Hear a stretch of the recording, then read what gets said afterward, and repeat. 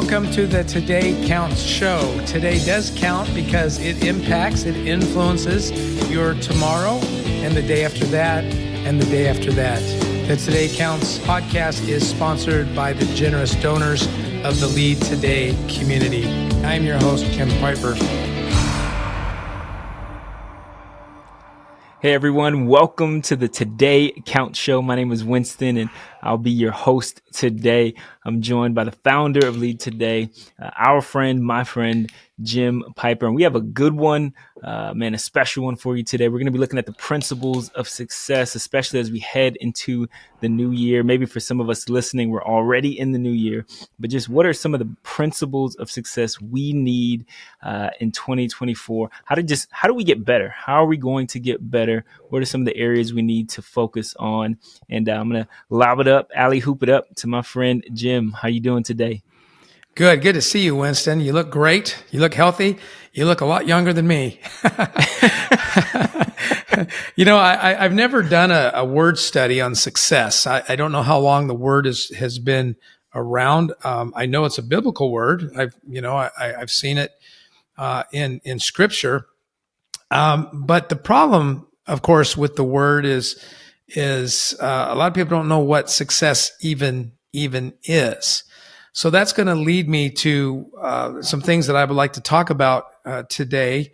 And I appreciate you giving me the opportunity of switching seats. I love interviewing you, and I love watching you grow as a leader. And you are a tremendous.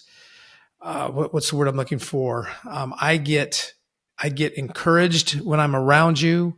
I get fired up when I'm around you because you're a winner. And that's what this podcast is really for. The Today Counts show in general, but this particular podcast. So when we talk about principles of success or success principles, I think the first thing I want to talk about is that the most difficult person to lead is yourself. The last podcast we did, I mentioned that before, but in a different context, what I want to say is if you don't know what success means to you, then you've already got trouble. And I'm not making this a Sunday school class or a church service or anything, but I don't know how Preach it. Yeah, I don't know how you can do that without a faith relationship with God. Because it's God who determines my breath, my heartbeat, my span of life. I'm here to make a difference in this world. I'm not here to be right. I'm not here to become popular. I'm not here to do this or that. But I'm not here to be political. Not here to be political. I'm here to make a difference. But how do I know what that is without it being informed by the one who had the idea of me in the first place? I didn't have the idea of me. I had no consciousness. So why did God make me? And so whether you're the CEO of a such and such company, an entrepreneur, whether you're a teacher, a minister, whatever you do, you got to start by leading yourself. And let's just face up to it. That's the hardest person to lead. The better you can lead yourself, the better person you're going to be and the better leader you're going to be. So these are the questions that I ask. Who are you and who do you want to be? I'm saying who. I didn't say what are you going to do? What kind of person do you want to be, right? And so when you ask yourself, when I ask myself, when I respond this way and I give myself a grade that's not so good, I go, okay, well, that's not the person I want to be. So if the person I want to be is here and the person that I am is here and there's a gap, then the question is, how do I close the gap, right? How do I become, transform, and how in the world do I do that? And then, of course, the what you do is an important question too. How do I animate, who I am through what I do? That's a really powerful question. And then, of course, this word's gotten a lot of press over the last decade or so. And why? Why do I want to become that person that I'm not today? And why do I want to do what it is that I want to do? And how do I marry those two things together? And why? So we could talk about that a lot, but that fires, that fires me up. When I'm looking for leadership, I'm looking for somebody who's leading themselves. Yeah. When I see somebody who's leading themselves, you know what I end up doing? Whether they know it or not, I start following them. Mm. Whether it's from a Mm. distance or up close, people who lead themselves well, I just naturally start following them. So that's something to think Yeah. about, isn't it? Yeah, and just to tag off of the word follow, what immediately, in our day and age, and where my mind goes is how many of us, maybe want followers. Whether social media, maybe you're, a leader of a business, maybe you just have some type of influence, and you want followers, but you're not the type of person worth following, right? So to your point, you've not done the work to lead yourself or to be capable of being followed, and you yourself aren't even a good follower, right? Mm-hmm. There's nobody that you're following. You're trying to generate all the ideas. You're trying to be the person that's right all the time. And from the previous podcast that we talked about, just leading from a place of insecurity versus doing the work, because what you're talking about is doing the behind the scenes work, the internal work that is required of you, to be the type of person that's worth following. And I think I have a interesting seat, being able to, walk alongside you for the past few years, and watching you lead. And then, my story is that none of this has ever been modeled for me, right? So some of the concepts that we've talked about and that you've presented and you continue to, walk myself and, the Lead Today, community through, they're foreign concepts, to be honest. And so, much of our innate, wiring and, the way that just humanity functions, these aren't natural things. But to your point, how much more valuable is it to almost reverse engineer the process and say, how narcissistic is it of me to say I'm in control of my own life when I didn't generate my own life? Mm. Like I did not say, okay, I want to be here today. I want to be born on April 30th, 1989. There's nothing about my life innately that says I have control of it. So that must mean I need to go back to the one who is in control of my life. Someone had to generate my life, and it wasn't my parents, because who generated their life, and backtrack and all that. And so it's not the Big Bang. There is evidence, if we look for it, that there is a creator. There's intelligent design all around us, and we have to start with God. We have to start with Him, reverse engineer that to really be able to answer these questions, and then we have to be willing to do the work. So I love that you presented that to us. Yeah, you just stated something that I think I can comment on. I think there is a correlation between leadership and followership in this way, is that both of them are leading or walking into the unknown. That's the difference. So the person that has their head down and not following anybody and therefore not leading anybody is they're leading from the known. They're doing what they know how to do, and that's just what they're doing. What good followers are doing is they're following leaders and not knowing exactly where this thing is going to go. So they're learning how to think, they're learning how to watch, they're learning how to evaluate, they're learning how to do that. And the leader, in the same way, is doing the same thing. They're walking into the unknown. It requires faith. It requires keeping your head up, learning from others who may not be in, exactly in your lane, but it's being, coachable. It's being a learner. It's that kind of thing. So when somebody, here's the weird thing. When somebody's willing to follow me or follow you or follow our listener, that's a compliment to you, but it's also a big statement about them, that they want to go somewhere. And yes, they Mm. are entrusting you to lead them at least to a certain point until your fork in the road, has them go this way, has them go that way. Sometimes people will be on your team for your whole life, but most of them won't. And we learn from each other. We help each other. And so that's, I think that's what I've noticed the most. Who is leaning into the unknown, because whether you are second chair or first chair, that to me tells me you're leading, if that makes sense. But if you're holding on to what you know, then maybe, just maybe, the learning has stopped and the leading has stopped. That might be how you know. Did that make sense? It did.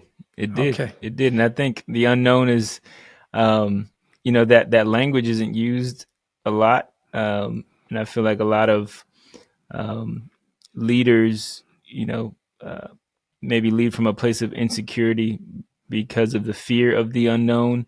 Right. We all want to, kind of project that we know what we're doing. We think leadership is correlated with knowing, Yeah.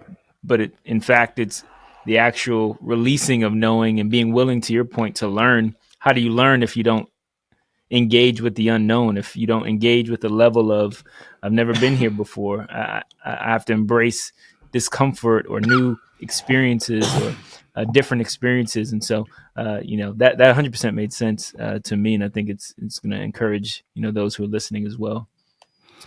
Yeah. So when we talk about success principles, all of what we just said for me is just realizing that I am the most difficult person to lead.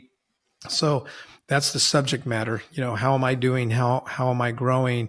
And I don't want to oversimplify it, but it sounds kind of crazy. But if you can do an honest evaluation, make some steps, move forward, you are leading, and you will have followers. And to your point, often what happens is we don't get to move into the unknown until we lose something.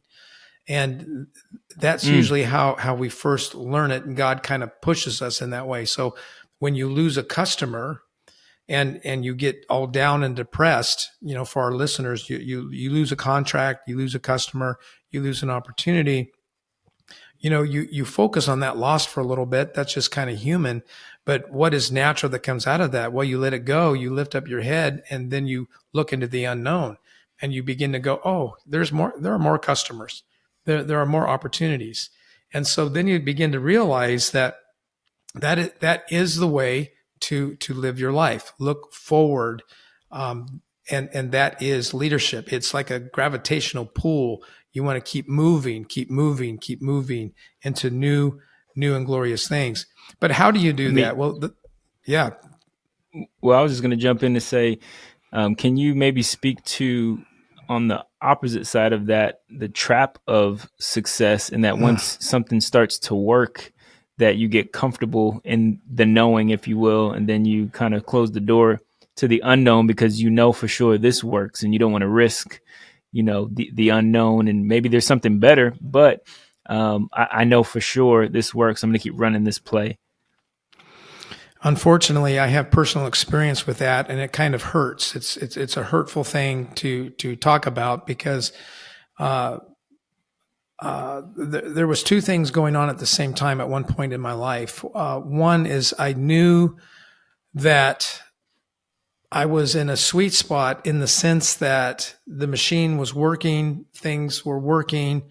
I felt confident in what I was doing, and yet the other side of me knew that I was done. I wasn't growing anymore. In other words, we were successful in one definition of the word that no longer applied to me in my season of life. But I did not have enough courage to leave on top. I did not have enough planning to say, who can I hand this off to? How long will it take to do that? And so what I would do is I would ignore it, and it became more.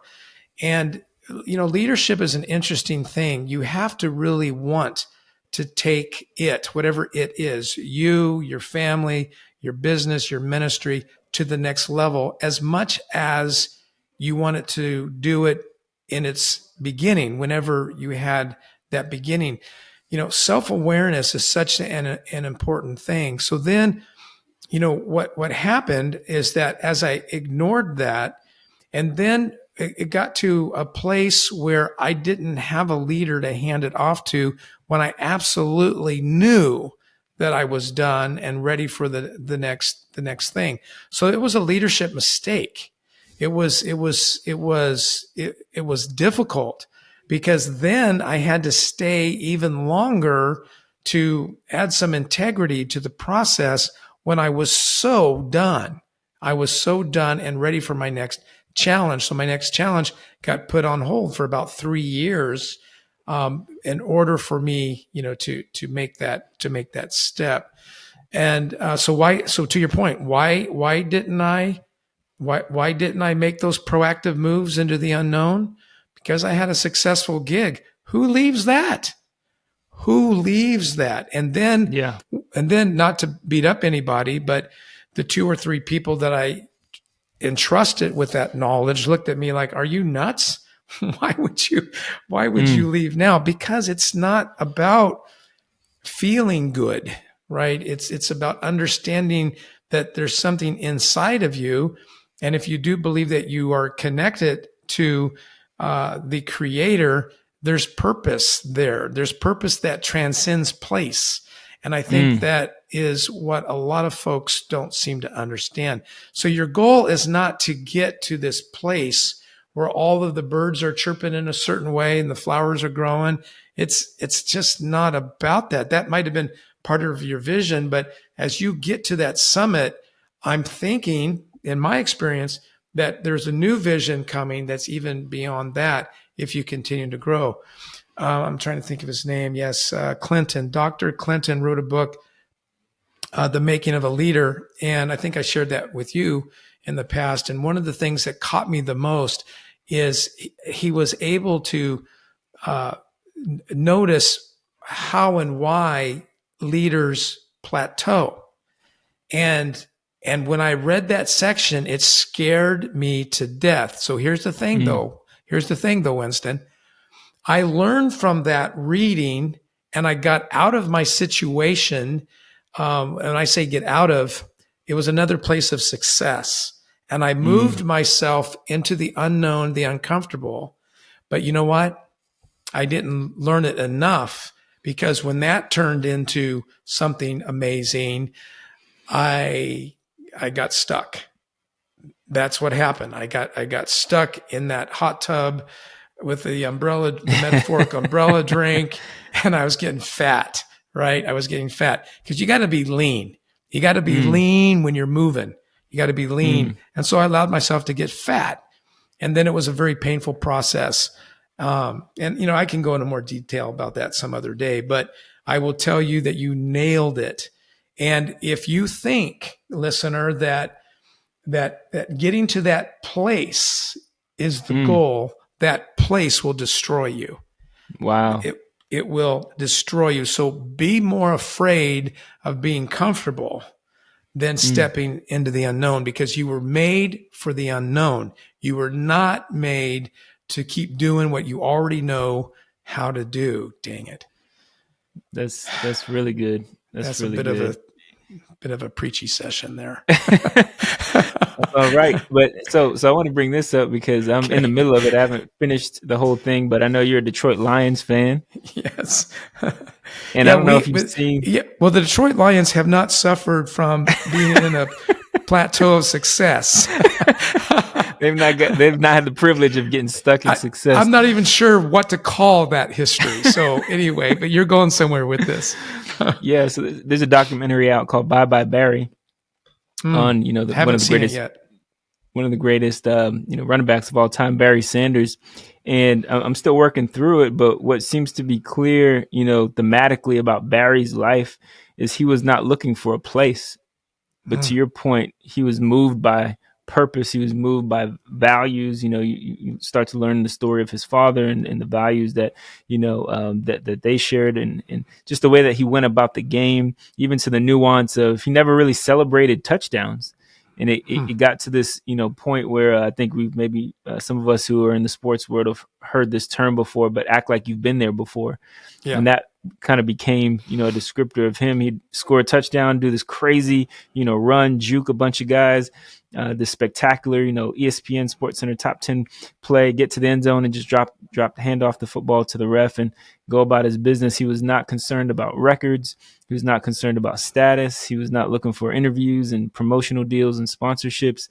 He was on assignment, and he was, as a leader, moving towards that assignment to the point of, when he stepped back and retired, it was, to your point, arguably at the pinnacle of his career, he stepped down, and everybody kind of wondered why. And that's kind of the heart of the documentary. But, all of what you're saying just kind of, jogs my memory, about Barry and how he went about his assignment. He was never concerned about a place, but he was moved by purpose. Well, I haven't seen it yet, and I will see it, but I remember being very disappointed when he stepped down, but there's a point there. See, I don't, you know more about the story, so don't ruin it for me. I'll watch it. But kind of what I want to say is I didn't have enough guts to look at some of those that were close to me and say, I need to move on. And because a lot of their comfort was based on what we had achieved, if that makes sense, right? Wow. If my wife is one of them, and if she were on this podcast, she would say, yeah, it's true. I had my friends, this, that, and the other thing. But it wasn't just her. It was there were certain trusted people in my circle that had benefited and contributed to this. And so I could see, and it brought back bad memories, because when I left the Bank of America to go into ministry in the first place, one of my mentors was so upset with me that he literally stepped up from the lunch table and walked out. And I remember that feeling of rejection. And, when you have those kind of wounds and scars, it's just interesting how sometimes we don't have enough courage to stand up against those that we love, because we can't explain something. Sometimes you can't explain it. You can't explain it because everybody will have their view and they'll share their view. And is their view always 180 degrees in the opposite direction and wrong? No, there's usually some sort of truth in this and that and the other thing. But in the final analysis, leading yourself. I mean, it's a big topic, isn't it? I mean, I'm looking at my notes that I would like to share with you, and we haven't got off that one yet, because it's a big deal. It's a big deal. But if you're not aware of why you're even doing what you're doing, and then it'll slap you in the face. It'll slap you in the face. And I've never been somebody who was in and out, never. So, those who are listening to this saying, well, maybe he's a catalyst. No, I'm actually not. My first job out of college, 7 years. My next role, 8 years. My next one, I think it was 18 years. And what I'm doing now, I've been doing since 2008 full time. So you do the math. So no, I'm not a guy that comes in for 18 months or 3 years and then, takes off.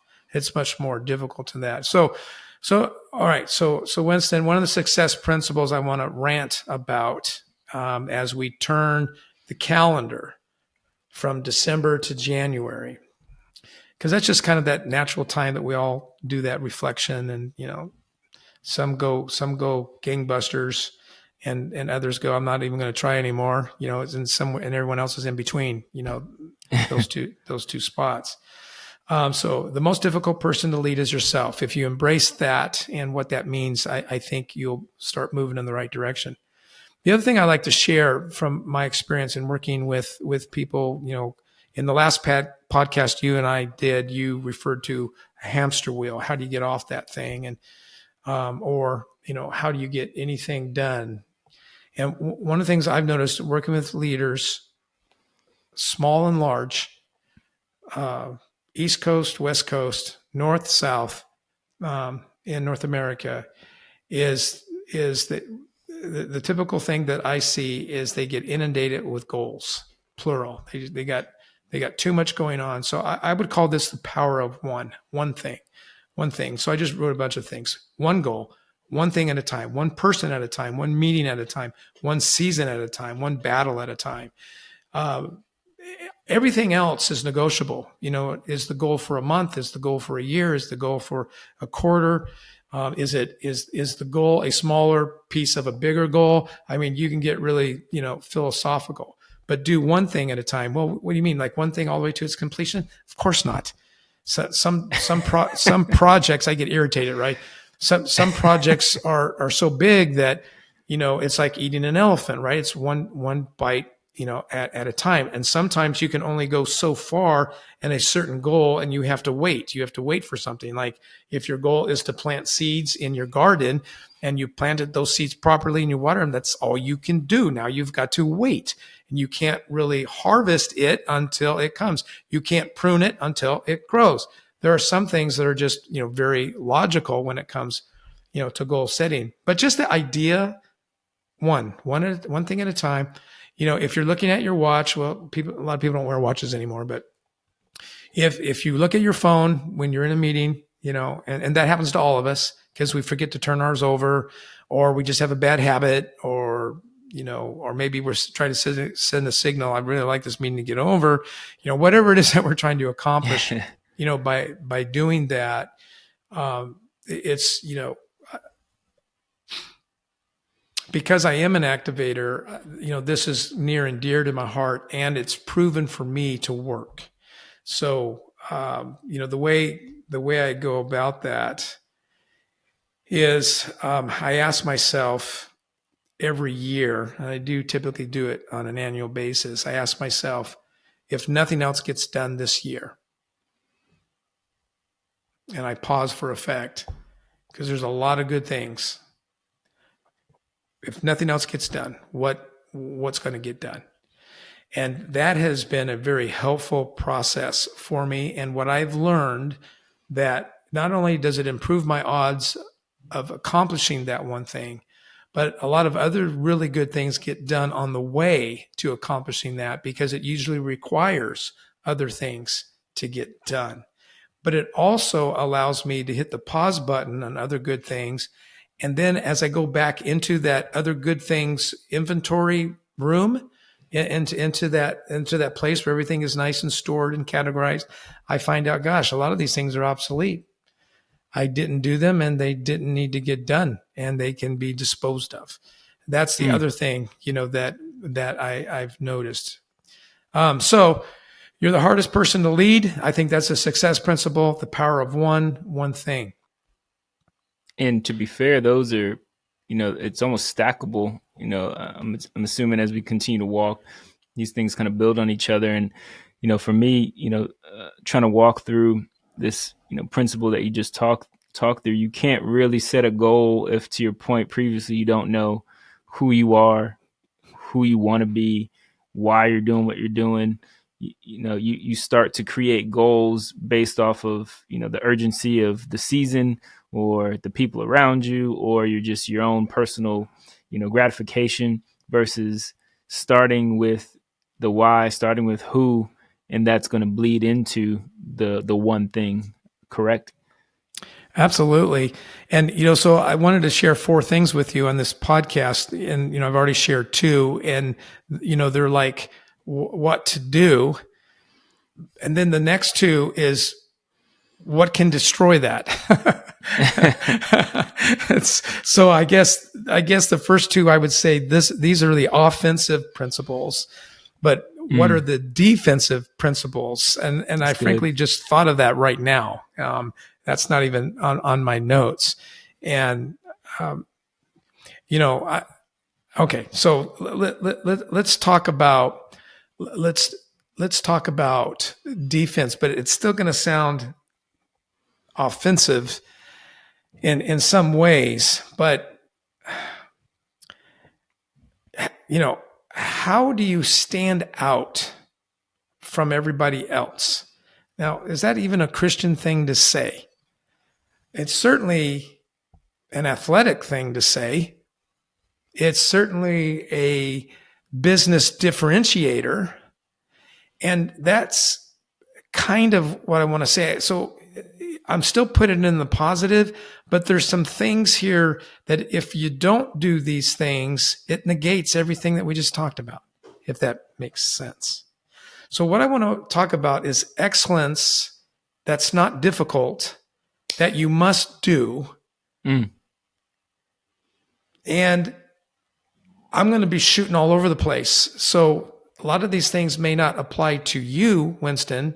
They may not apply directly to me, but it's like a scattergun, right? It's this is shotgun stuff of examples of what I mean. All right. So you're a restaurant and I walk up to your restaurant and your windows are dirty. Now, not everybody thinks like me, but the ones who count do. Meaning they're going to spend money in your place and they don't have a problem spending money in your place and they don't have a problem coming back to your place and they don't have a problem telling others about your place.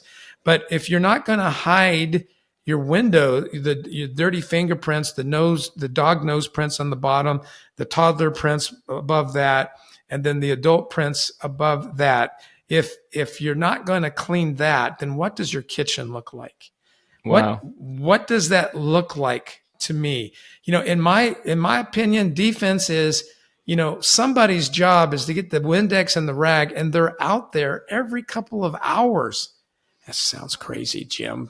Every couple of hours. Hey, let's face it. Some of those windows haven't been washed for months. I mean, it's crazy. If you're a restaurant and the food's supposed to be hot, make the food hot. And if you've been listening to the podcast recently, this is a redundant deal, but there are families who plan their road trips from Buc-ee's to Buc-ee's. If you're not familiar with Buc-ee's, one thing that you can count on with Buc-ee's is they've got the biggest restroom facilities you have ever seen. They are bigger than the AT&T Center.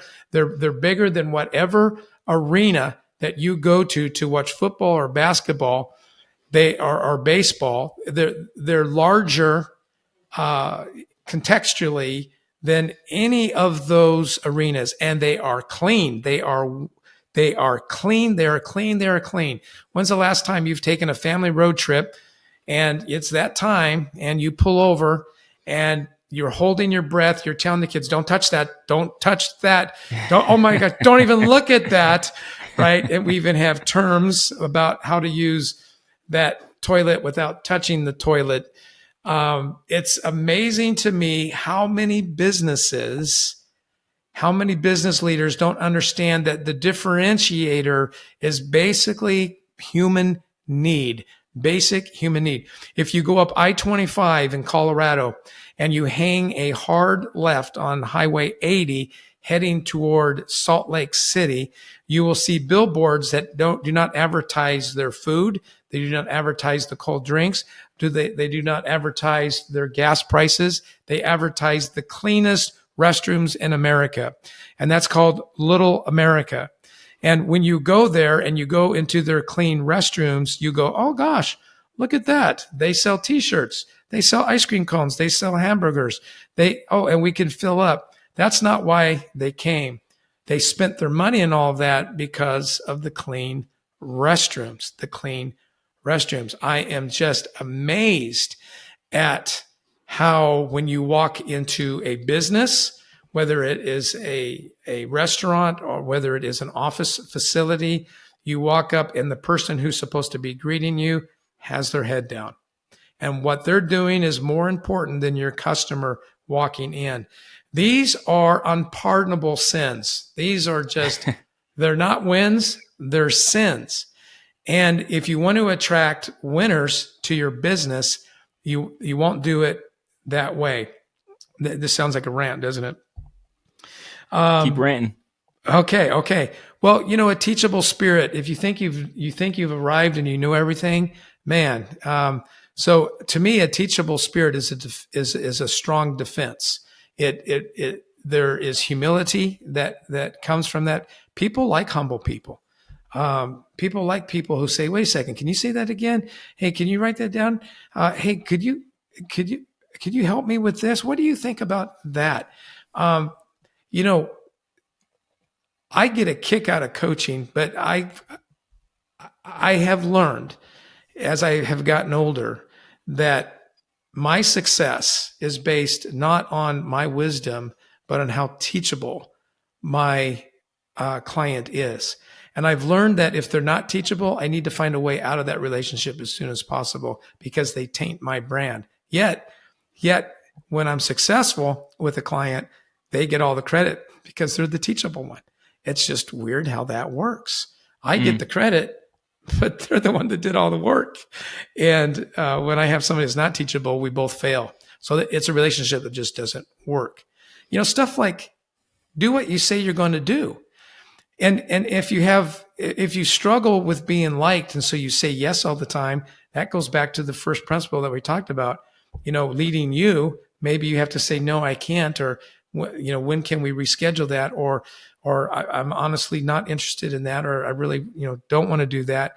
I mean, man, so you got to learn to say no so that you know what you can say yes to. That will differentiate you from the vast majority of people. I'm going to say it again. If you learn how to say no to things that, for whatever reason, that you're going to say no to, so that the big why is so that you can say yes to the things that really matter, that will differentiate you. That will put you in the top. Anecdotally, in my experience, not a scientific thing, I think that immediately puts you in the top 10%. I really do. All right, couple quick stories. There was a bicycle delivered to our front door a few days ago by, and I'm going to mention the business name, FedEx. My wife Rhonda sees the box. She looks at the address on it. It's not our address. She chases the guy down in our driveway and said, two guys, said, "That is not our box." And they come over, they look at it, they go, "Oh, okay, yeah, it's not." They put it in the truck.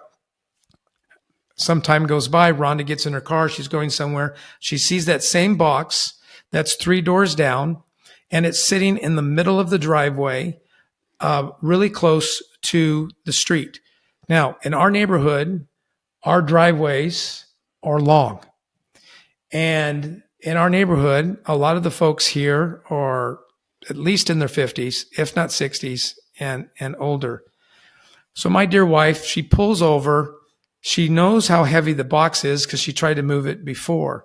And she squats down, uses her legs to slowly but surely scoot this box down to their front door. FedEx, shame on yourself. Horrible, horrible, horrible, horrible. Let me say it again. Horrible. What they don't know is that an elderly couple lives in that house. And when Rhonda rang the doorbell, the person that came to the door was a young person, but they were on crutches. It's just amazing to me. One of my clients, Mark Wilms, I'll just get a shout out to Mark. So Mark delivers Christmas gifts to his clients. He gave the job to one of his team members. One of his team members wanted to simply use a delivery service to drop these off. Mark said, "No way, Jose. That's not how we do it here. We want to deliver it personally."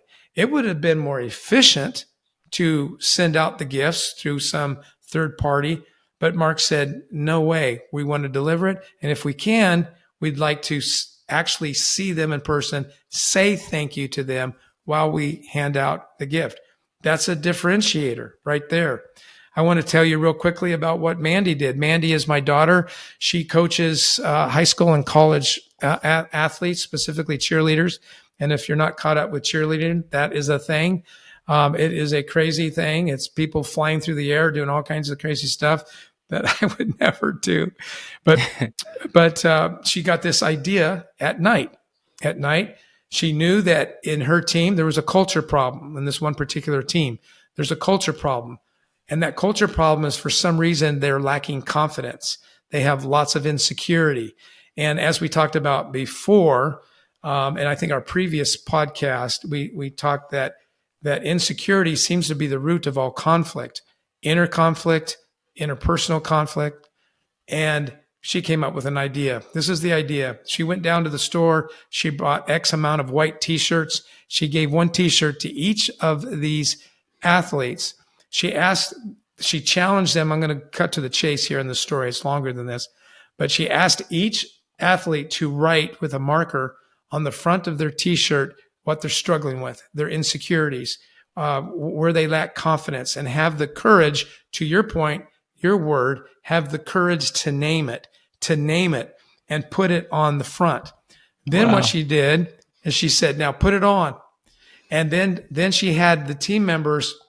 So if I'm wearing a t-shirt and it says, I'm getting older, maybe I'm putting on the shelf, whatever my new insecurities are. And then said the teammates, you write on the back, you have their back, as we say, by writing on the back what you appreciate about them, what they bring to the team, what you've seen them do. And I thought, my gosh, I'm going to get to this in my last point, but Mandy understands something as a leader. She understands her people. You can consider it an offensive thing, but the reason why I put it on the defensive side, because you can be the greatest offensive team in the world, but everybody knows, most people know, that defense wins championships. And one of the things that you've got to do is you've got to understand your people. So I just thought that was a great story I wanted to add. Here's some silly ones. When you text me, don't text me yeah, text me yes. Don't use... It's probably a generational thing, so just let the old man rant for a second. I've probably texted you yeah before. I don't think you have, but if you did, because with our relationship, I'd say you mean yes, correct? Correct, and I'll text back correct. Correct. Responsiveness. Responsiveness is a lack of responsiveness is a new cancer in our communication and our professionalisms and our teamwork. And I want to encourage everyone to listen to this. In your culture, you need to create some rules about responsiveness. So for example, we don't usually leave voicemails anymore. I mean, there's not a lot of voicemails being left nowadays, but if you do get a voicemail, in your culture, what is the accepted amount of time before you return that phone call? Text, if you get a text, what is the accepted amount of time to respond to that text? If you send an email, what is the accepted amount of time to respond to that? Very, very important. So for example, what I usually encourage people to do is that if texting is a mode of communication, what lane do you use that for? Is it for 911? Is it for 24-hour information? Is it 8-hour information? Your team needs to identify what that is and then agree to those terms and respond in kind. And if email is, more of a process thing, is it a 24-hour thing? Is it a 48-hour thing? What is it? I suppose, is it a weekly thing? That to me sounds like crazy, but what is your mode of communication? What are the rules about emails? I remember when email first came out, Winston, on my team, way back in the 90s, we didn't know how to use email. That didn't mean we didn't know how to open it up, and we didn't know how to create an email and send it, but we didn't really understand the ethics around it. It was new. We didn't know what to do. So one of the things I began noticing is that it became a gossip channel. We would say, like, if I was writing an email to somebody and I mentioned your name, I might get a little loose in what I'm saying, but so I began to notice this cancer that was becoming an email. So I simply made a rule: if you're going to mention somebody else's name, they got to be at least CC'd on that email. So do you think that changed, or that caused people to rethink what they're saying? Absolutely. So this is a defense thing because if you get sloppy with your tongue in whatever form you use your tongue, it can really hurt culture, hurt feelings, create enemies, create wars, all that kind of stuff. Um, so That was a all good of rant. yeah, that was a good rant. Yeah, that was a good rant, and I'll save us from any more. Yeah, But to your point, as you know, I kind of walk through everything that you just shared. If we're saying excellence is the theme, and excellence, the subtext not that difficult. What I hear and how I'm processing it in real time is it's hard to take someone else's value of excellence and operate and execute with excellence if you've not made it your own value. yeah, So the FedEx, I'm sure the organization, their value, I would imagine, is excellence in some form or fashion, but the persons or people who dropped that package off, it never became their value, right? The organization, the restaurant that maybe the restaurant's value is cleanliness, but the workers at that restaurant, if that's not a value in their own life, if their windows are dirty at their house, then their windows are probably going to be dirty at the restaurant they're working at, right? And so there's just such um, a a weight to those of us who serve organizations, serve leaders, serve teams, that it's not enough for us to just hear the value of the team or the organization or the culture that we're in, but it has to become the culture of ourselves. It has to become the culture of our own personal life. If I'm not excellent personally, then how can I be excellent organizationally? And it just has to be a priority to internalize the value rather than just trying to carry the value and hand it off, get it from your leadership and then, hand it off to somebody that you're serving. But it's not who you are. It's just what you do. Right. you're absolutely right, and it kind of goes back to that idea that the hardest person to lead is yourself. Meaning, in this context that you're talking about, Winston, is that it's my job to align myself to the stated culture of the organization. And yes, it's that organization's job to communicate, what our desires are, what we're trying to shape here. But if I'm unwilling to do that, and then I really don't belong there, right? I don't belong there. And I think you're right. I'm absolutely convinced that FedEx would have a different viewpoint, and I think that's probably why that bike was on our porch. But I think fatigue entered in, moral fatigue, Wow. emotional fatigue, and Mm. they're probably paid per parcel, and they made a mistake, and so now they're against the clock, and so they cut corners. Now, I don't know that to be true, but I think that's kind of a pretty basic assumption, Yeah.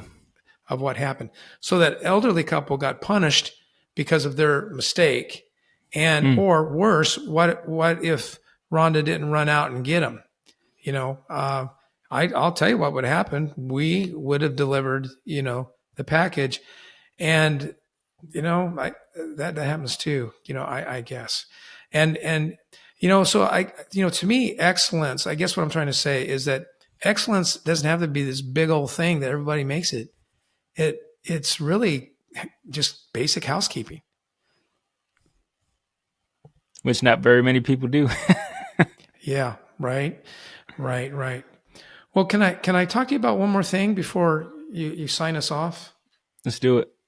I want to talk about, and it's kind of in line with what we've said, and I see it.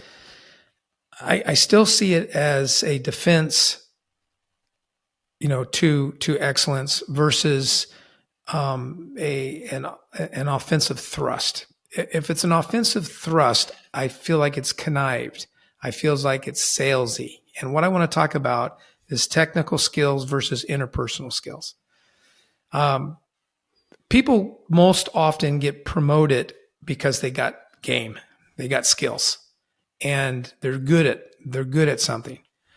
But those same people usually run into a glass ceiling because if they lack interpersonal skills, or if they stop growing in interpersonal skills because people don't want to work with them.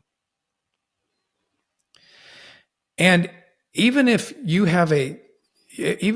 think that people are too sensitive and that customers are too hard to please, or you have a personality conflict with whatever one's excuse is of not growing interpersonally, please know that you won't reach, if you're an ambitious person, you won't reach your career goals. And it won't be because of your lack of technical skills. It'll be because you have failed to grow in the human race and learn how to work with difficult people. And as I said before, if you forget that you're the most difficult person, then you're going to struggle in that area. So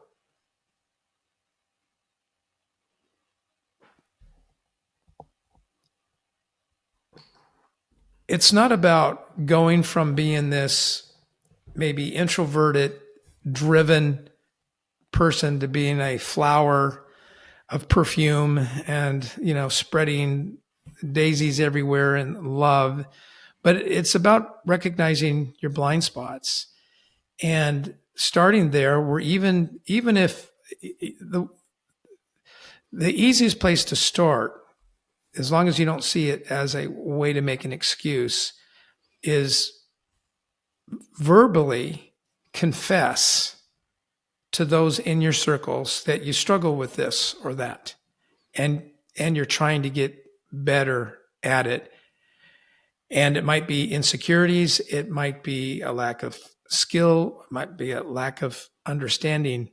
But if you come clean, I mean, let's get theological again for a minute. I think the book of James says, confess your sins one to another so that you might be healed. And the context of that is talking about physical healing, but I think it radiates beyond that. I think that relationships are healed when you confess. I think that's good. Yeah. And scripture also says, if you humble yourself, God will lift you up. Well, I think God lifts you up through other people. And when you humble yourself, people just like you better. Now, if you say that and it's a ploy, then you just learn how to become a salesman and you don't follow through. Now I'm giving a bad rap to salesmen, but you understand what I mean. I think that's why sales, has, even the name has transformed. Shifted, like business development consultant, experience. And now it's experience, right? And because we know that the flashy suit, is not to be trusted, right? And those old things, dress for success, wear the Rolex, the big rings, look successful. Anybody who sees that now, we usually do an about face and leave, because it's really not about that. It's about trust, right? It's about trust. I guess the last thing I would send in the spirit of these success principles, what are we really talking about? We're talking about, what kind of person do you want to be? Because that's going to take you a lot farther than even some of your skill set improvements that you need to do and you should do. But one of my board members, Mark Bogus, had this saying, and I've adopted it. You probably have heard me say it. He said there are really, three kinds of people. There are those that just don't show up, right? They just don't show up. Then there are those that they do what's required, but nothing more. And then there are those who do what's required and then some. And we really want to look for and recruit the and then some people. One thing I've noticed about this, and you may disagree with me, Winston, and listeners may disagree. I think that this is a hard statement. This is a hard statement. For the most part, once somebody is an adult, if they weren't taught the and then some when they were kids, they're going to struggle with the concept. But by the grace of God, if they've still got some learning receptors in them, it can be taught. And the and then some is a tricky thing, because It needs definition. But for the organizational leader, let me explain this. The reason why you want to slow down in your hiring is you really want to grab an and then some person. Now, if you don't have room in your organization for upward mobility, you will lose them eventually. But your turnover will be less and it'll be more positive than if you hire the other kind of folks, because your turnover is going to be more and it's going to taint your culture. Whereas the and then some people who don't stay will go on to other things, but they'll have fond memories of their stay. You'll have fond memories, and many of them will be friends for a long, long time. This podcast is really about and then some kind of people. Yeah, I think we all, in some form or fashion, aspire to be and then some outwardly, but to the point of what does it actually take to be that type of person? I think you've given us a buffet, if you will, of the work it requires and the tangible handles that it takes to be an and then some type of person. To kind of just touch on, that thought of technical skill and being somebody who's talented, if you will. Your talent is only as valuable as the need for your talent. And the need for your talent is determined by people. So if those of us who consider ourselves talented are not considering the people that are defining our talent, if you will, then to your point, right, we are going to, at some level, lose our value, because nobody's going to want, somebody's just as talented or more talented than you in any space, no matter where you go. So if what doesn't differentiate you is the fact that you love people and people love you and you have valuable relationships, then if you're just talented, that's all you have to offer. That's never going to be enough. And so I just love the way that you laid that out, challenged us in that space. I think the and then some isn't far out of reach, as long as you understand that it involves a dialogue. It involves a definition. Like you can't be and then some in everything. It's just not practical. But what are you needed to be and then some? And sometimes that changes from season to season. But often, when you're talking to your boss or you're talking to your partners, this is a different podcast that I've done in the past, but I talk about the triangle of communication, where it's important that we all know what is, what's good right now, what's bad right now, what's ugly right now. And then from that perspective, you say, but, this is where we want to go. And in that process, then the body of that conversation becomes, here are the three things, that we want to be and then some on during this season for this initiative, and I know that some of my weaknesses is I assume too much. So I want to make sure that when I leave you with the and then some idea, is understood within community. Because what you think is and then some, I may not value that, and vice versa. So it does take work, but to your word, it takes a little bit of courage sometimes to say, now, boss, you've given me this, that, and this, and let's don't forget that. Let me pull this out of my desk drawer. I can't do all these things. That takes courage to say it, but I am willing to do what you see as the greatest priority. So now they have the opportunity, and they look at it too, and they go, if they're a reasonable person, they go, oh yeah, what they should say is, I'm sorry.